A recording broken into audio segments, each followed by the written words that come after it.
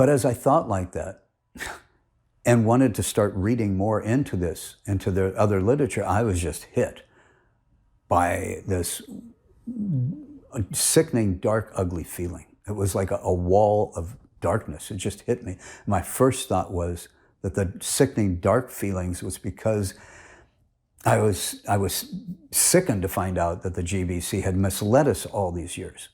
But that sickening feeling got more intense when I tried to read any further into the Rtvik Ross literature. It was so intense that I just had to stop reading. It was late at night, so I put this aside until the next day. Still, I was left feeling that the whole Guru issue had been nothing but a big lie perpetuated by the GBC. No wonder I felt this dark, sickening feeling. But the next day, the same thing happened. The more I tried to dig deeper and study this issue any further, the more dark the feelings came. I just couldn't go any further. I then thought, actually, the GBC had declared that this literature is poisonous. I began to wonder if that wasn't why I was experiencing such dark feelings. When the Rtvik Ross issue, was the Rtvik Ross issue really that deviant and poisonous that just by reading this, it was creating such dark, sickening feelings? Or was it because I had just found out that the GBC were really lying to us all these years? Or they were just so mistaken and gave wrong information? I decided to speak with someone who I knew supported the GBC side. I was at the Los Angeles temple, so I spoke to Svavas, the temple president for Los Angeles. I told him I had just read for the first time the July 9th letter and that I was deeply disturbed by what I found. His immediate response was, Ami Atma, you've been reading that Rtvik poison, haven't you? That was a rather peculiar statement, actually, because all I had told him was that I had read Srila Prabhupada's letter. Why was he calling Srila Prabhupada's letter poisonous? I mean, to me, that statement sounded like the actual poison. But anyway, he may have assumed I had been reading more than this, but at the time, that was really as far as I had got. Anyway, but I told him that since 1978, the GBC had told us in their official paper, written, that in this letter, this July 9th letter, Srila Prabhupada said these men would have become actual gurus on his disappearance. I was referring to that statement I just presented, and I told him it doesn't state that in the letter at all.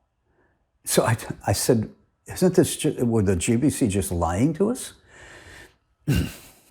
I mean, they told us that when Srila Prabhupada appointed these 11 men, that he said they would become regular gurus and initiate their own disciples on his disappearance. And they said it was written in that letter. And that's not what the letter states. Svavas said, Prabhu, you've been poisoned by reading that literature.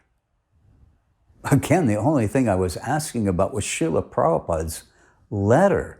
What Srila Prabhupada wrote. What Srila Prabhupada wrote is not poison.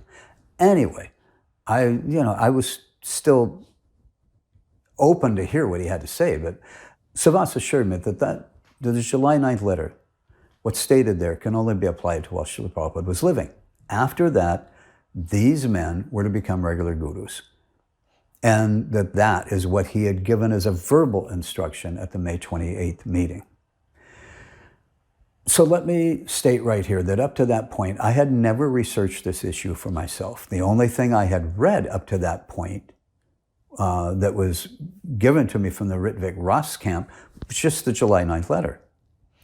On retrospect, looking back at what he told me, I now see that his statement that this July 9th letter can only be properly understood when we add it to what Srila Prabhupada verbally instructed the GBC on May 28th, is not entirely true. Well, the two things are somewhat interdependent, just not in the way he thought it was or the GBC was saying it is. The July 9th letter itself was carefully written by Srila Prabhupada and was to have been sent out to all of the temples in July of 1977. The GBC disobeyed that instruction by Srila Prabhupada and never sent it out.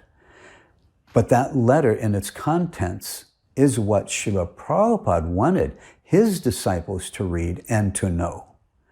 Srila Prabhupada didn't state in that letter that he had instructed, that what he had instructed in this letter was not a complete instruction in and of itself.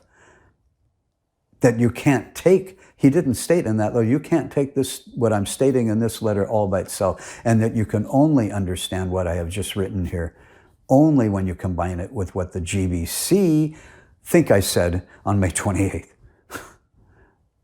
Again, that letter Prabhupada wrote for us to read. It contained the information that he wanted us to read and understand at that time.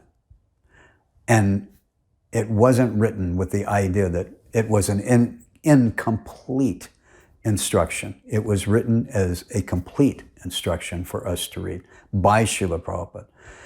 Again, this point will be covered in more detail in the chronological timeline section. But as I said, when Svavas was speaking to me in 1996, I didn't know any of that. And when he told me this, that I could only take that I could not take that letter by itself, that it could only be understood by combining it with what Srila Prabhupada had verbally said, or what the GBC thought he had verbally said at the May 28th meeting. At the time, that sounded reasonable to me. And I was open to accept what Svavas was saying. But another major problem was, which I also didn't realize at the time, was that he was just telling me, like I just said, he was just telling me what the GBC thought Srila Prabhupada had said, or supposed, at that meeting. I hadn't seen transcripts of the May 28th meeting yet. So I had no idea what Srila Prabhupada actually said in that meeting. But when Svavas told me that Srila Prabhupada had stated in that meeting that these men that he was selecting as Ritviks were to become actual gurus on his disappearance, I assumed and accepted this must have been what he actually said. And so at the time, I accepted what Svavas was telling me and accepted it as an actual fact.